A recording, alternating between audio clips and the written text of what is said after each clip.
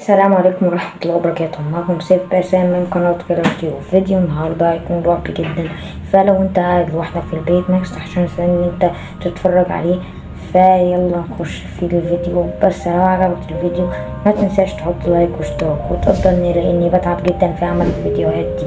فيديو النهاردة هيكون عن شبح الحمام، وشبح الحمام ده كان في واحد اسمه رامي دخل الحمام فقعد فيه وقت اطول، وكمان كان ماسك التليفون، وهو ماسك التليفون وقاعد بيتطلع على الانترنت.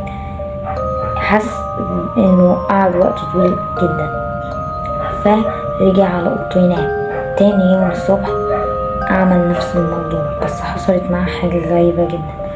قعد النور بتاع الحمام يطفي بسرعة جدا وطفى وقطع خالص، وبعدين حس بتوتر شديد وخوف فظيع، فقرر يقيد الكشاف ولقى زي حد واقف في ركن الحمام وبصصله وعينه حمرا.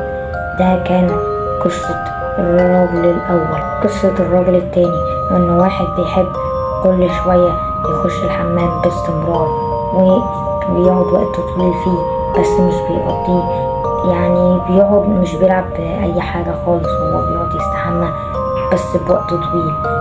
وفي مرة كان بيستحمى كان ملا مية في البانيو، كان قاعد في المية دي فجأة اتحولت لدم لوحدها، وهو ما بقاش يستحمى في البانيو تاني، او بقى يستحمى يعني بس مش بيقعد وقت طويل.